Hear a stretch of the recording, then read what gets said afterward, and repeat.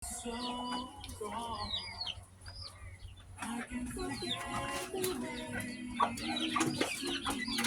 mga farming sa inyo po at zero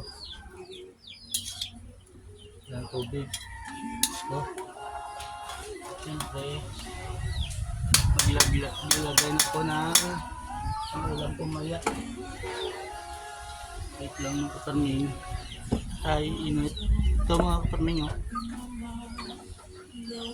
siyempre lagay ko na ito itong pirasong okra. Nugasan ko na ito mga farming pasensya pala kayo sa kaldero ko dahil kahoy gamit ko. Siyempre ito sitaw, mga megit sa 10 siguro ang plasto. Mapasarap naman ito kain maya.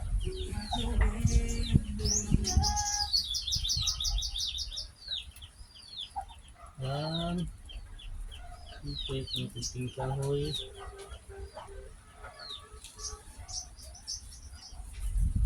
Okay. Ayan. Siyempre takpa na.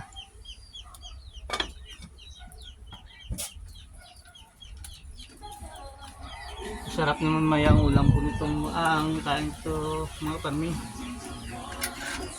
Ito lang kaya kung yung ulam mga farming.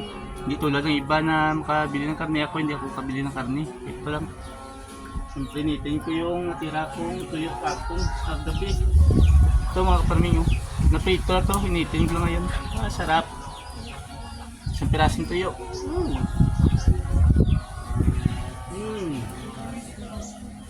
Nitin ko lang saglit, tabi, nahin ko muna ito. Malaga, umit na.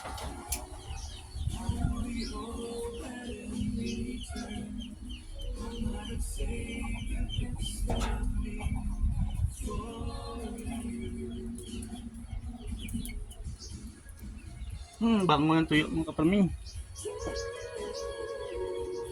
Itong ulam ko mga kaparming ay nakuha ko lang sa dyan sa mga paligid. Napakasimple lang na ulam. Walang ingredients.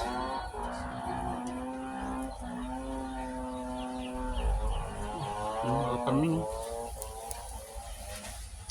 Itong partner ng sitaw na stem at saka okra.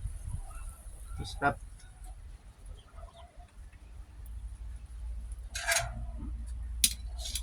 Tingnan nyo naman yung kaparming. Ang ganda at hindi pa maya ko na ito na mas masarap yan maya.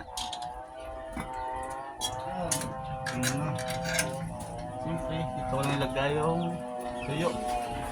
Yan ko rin ilagay maya yung sitaw at saka okra.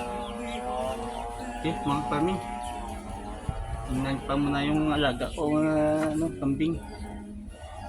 Bye, see you mga kaparming.